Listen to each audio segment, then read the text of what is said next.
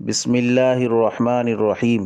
হজরতে আবু আমর আনসারী রাদিয়াল্লাহু আনহু হইতে বর্ণিত আছে যে রসূলুল্লাহ সাল্লাল্লাহু আলাইহি ওয়াসাল্লাম ইরশাদ করিয়াছেন, আমি সাক্ষ্য দিতেছি যে আল্লাহ তাআলা ছাড়া কোনো মাবুদ নাই এবং আমি আল্লাহ তাআলার রসূল। যে কোনো বান্দা অন্তর দ্বারা এই কলেমার প্রতি ইয়াকিন করিয়া আল্লাহ তাআলার সহিত সাক্ষাৎ করিবে, অবশ্যই এই কালেমায়ে শাহাদাত তাহার জন্য কেয়ামতের দিন জাহান্নামের আগুন হইতে আড়াল হইয়া যাইবে।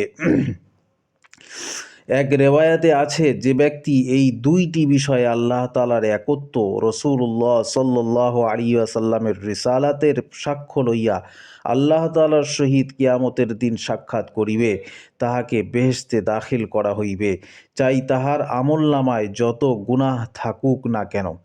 ফায়দা: হাদিস ব্যাখ্যাকারগণ অন্যান্য হাদিসের আলোকে এই হাদিস ও এই ধরনের অন্যান্য হাদিসসমূহের ব্যাখ্যা এইরূপ করেন যে, যে ব্যক্তি উভয় শাহাদাত অর্থাৎ আল্লাহ তাআলার একত্ব ও রাসূলুল্লাহ সাল্লাল্লাহু আলাইহি ওয়াসাল্লামের রিসালাতের সাক্ষ্য লইয়া আল্লাহ তাআলার দরবারে পৌঁছিবে, তাহার আমলনামায় যদি গুনাহ থাকেও তবুও আল্লাহ তাআলা তাহাকে অবশ্যই বেহেশতে দাখিল করিবেন, হয় আপন মেহেরবানিতে ক্ষমা করিয়া দিয়া অথবা গুনাহের শাস্তি দান করিয়া।